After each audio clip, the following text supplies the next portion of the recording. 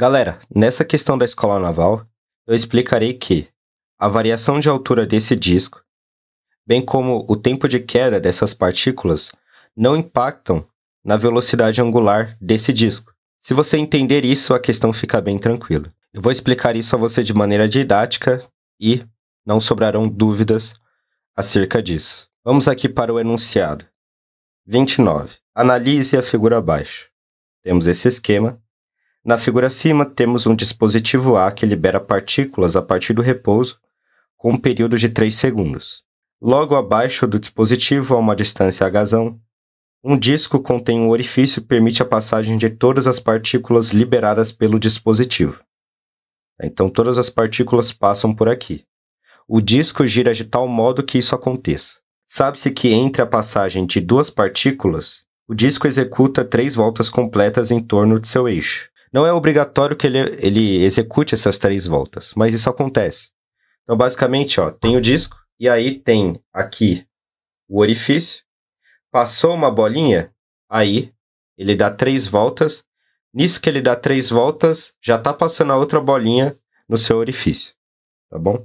Se elevarmos o disco a uma altura h/4 do dispositivo, qual das opções abaixo exibe o conjunto de 3 velocidades angulares h' em radianos por segundo possíveis para o disco, de forma tal que todas as partículas continuem passando pelo seu orifício. E considere ali nas contas finais o π valendo 3. Beleza. Aí, pessoal, tem-se o seguinte fato. O problema não depende de alturas e tempos de queda, tá? Ou seja, tanto faz se o disco está aqui embaixo ou lá em cima, tá?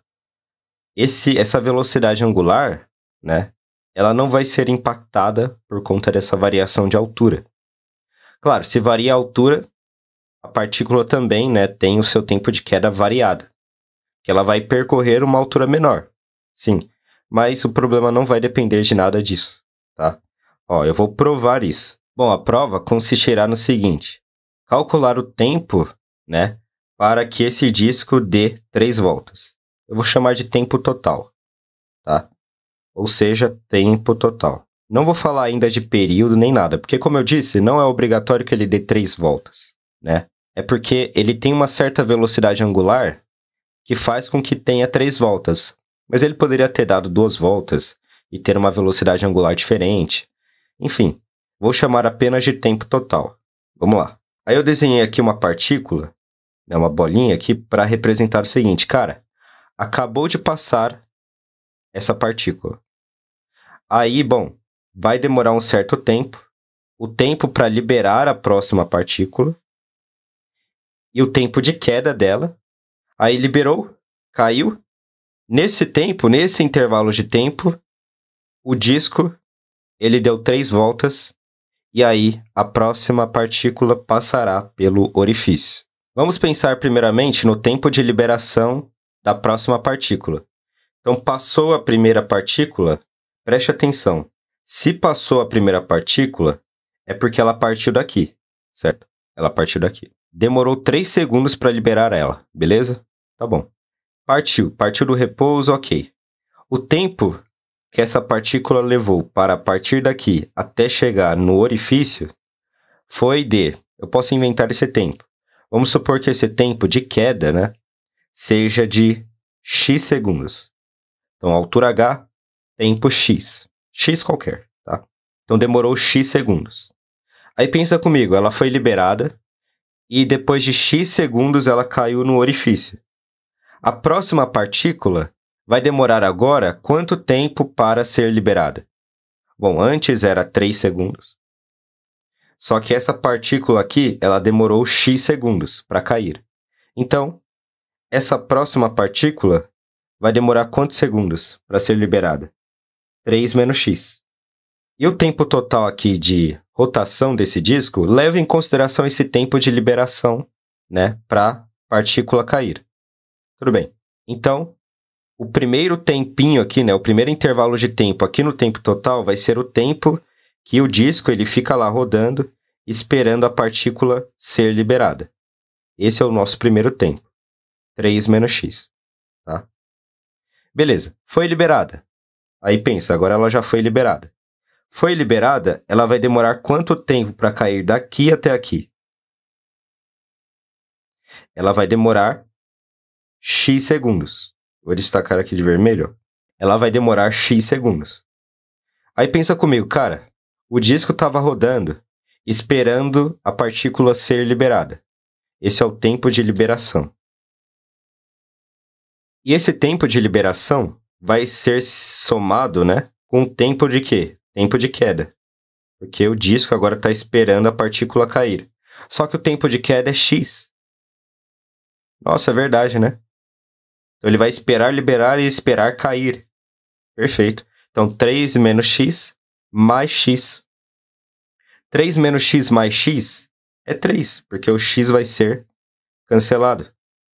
Então o tempo que esse disco ficou rodando foi de quantos segundos? 3 segundos. Nossa, Igor.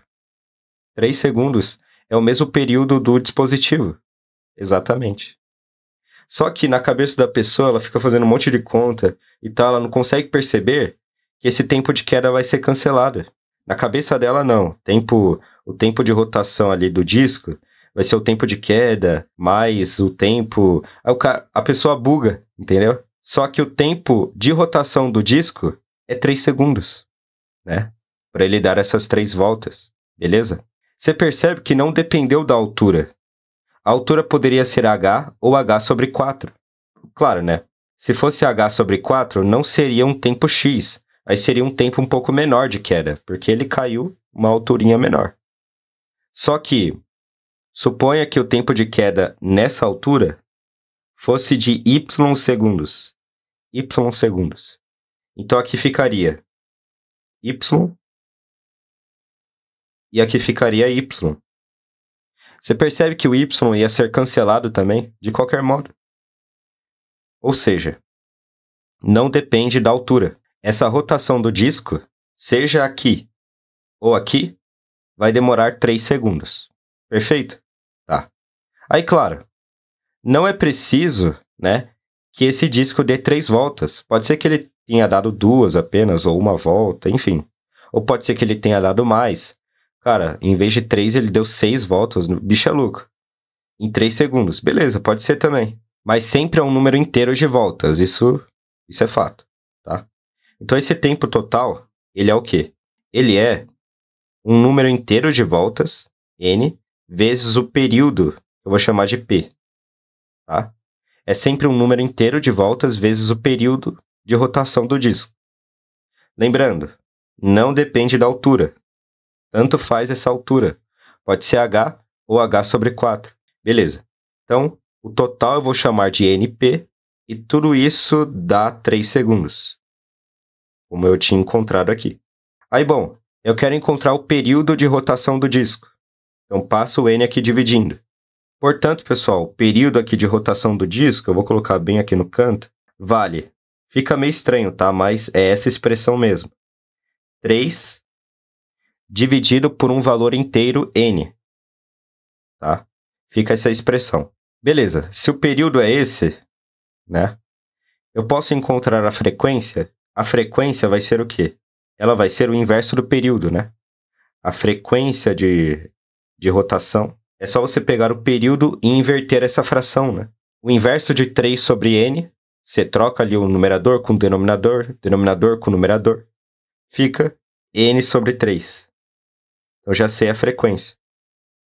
Lembrando que n é um valor inteiro positivo, tá? Ok. Aí lembrando, né, que a velocidade angular, vou escrever aqui, ó. Velocidade angular é sempre o quê? 2π vezes a frequência.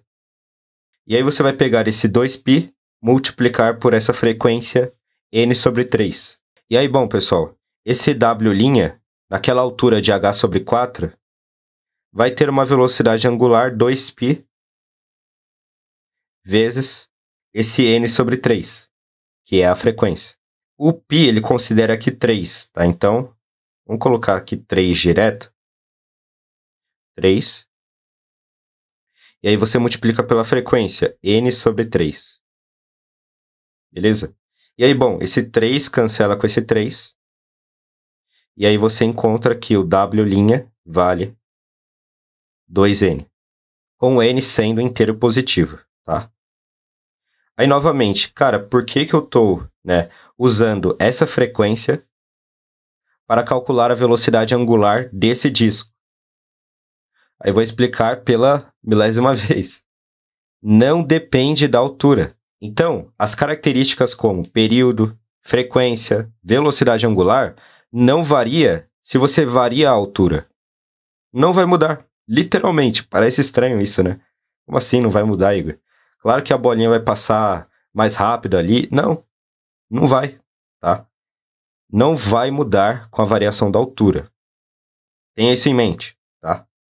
E aí você tem essa fórmula. Por isso que eu usei a mesma frequência, tanto para o disco de baixo e para o disco de cima. E aí, bom, o que isso indica, né? A velocidade angular sendo igual a 2n. Indica que é um número par. Basicamente isso, né? Então, se você jogar qualquer valor ali para n, a velocidade angular multiplica por 2. Então, é só você encontrar uma alternativa que só tenha números pares, tá? Então, veja. Na A, ele coloca aqui algumas frações, já não pode, né? Porque não é número par, né? Número par é inteiro. Beleza. C coloca fração aqui, né? Aqui até não é uma fração, né? 12 sobre 3 é 4. Só que 8 sobre 3 é uma fração ali irredutível, né? Então, já não é também. A B coloca números primos, né? Números primos. Não é. Aqui, na D, ele coloca um par, só que 2 ímpares. Tá errado. E na E, ele coloca só números pares. Perfeito. Então, pode ser o 6? Sim. Se esse disco der o quê? Ele der 3 voltas, tá? A velocidade angular pode ser 8? Sim, se ele der 4 voltas. E pode ser 12? Sim, né? Se ele der quantas voltas? 6. Aqui vai ser 3, 4 e 6. Tranquilo, pessoal? É isso. Eu espero que vocês tenham gostado e até a próxima.